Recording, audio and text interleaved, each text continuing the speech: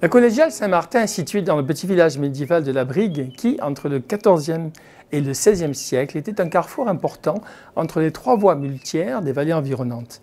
C'est un ancien fief de la famille des Lascaris de Vintimille qui bâtirent le château de leur famille. C'est le village du comté de Nice qui a réuni la plus belle collection de linteaux armoriés créée entre le XVe siècle et aujourd'hui. La collégiale fut construite au début du XIIIe siècle et totalement reconstruite entre 1484 et 1509. Un premier édifice aurait été bâti à cet emplacement et achevé en 1234. Le linteau du portail latéral qui porte cette date en proviendrait. Sur la façade, une fresque représente Saint Martin en train de couper en deux son manteau pour en donner la moitié à un pauvre. Son portail principal, datant de 1576, porte l'inscription « À Dieu et au chef de l'Église, nous qui ne sommes rien ici-bas, offrons nos dons et notre reconnaissance éternelle. Ne pas avoir la présence de Dieu équivaut à ne rien posséder sur la terre. » Elle présente un intérieur à trois nefs avec des structures architecturales médiévales remaniées au fil du temps. Elle est construite suivant un plan basilical avec sa nef centrale à trois travées.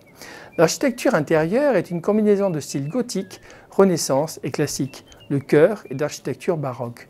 Vous pourrez découvrir de nombreuses peintures de l'école des peintres primitifs niçois, dont le retable de la Nativité attribué à Louis Bréa est peint vers 1514.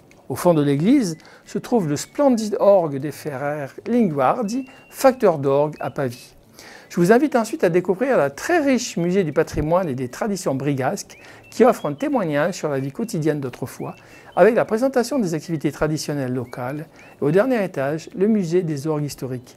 Pour terminer, allez visiter la chapelle de Notre-Dame-des-Fontaines, bâtie à l'écart du village sur les ruines d'un temple païen au XIIIe siècle par Eudoxie Lascaris de Vintimille, comtesse de Tende, décorée avec des fresques du XVe siècle qui recouvrent entièrement l'intérieur de la chapelle et lui ont valu d'être appelée la chapelle Sixtine des Alpes-Maritimes.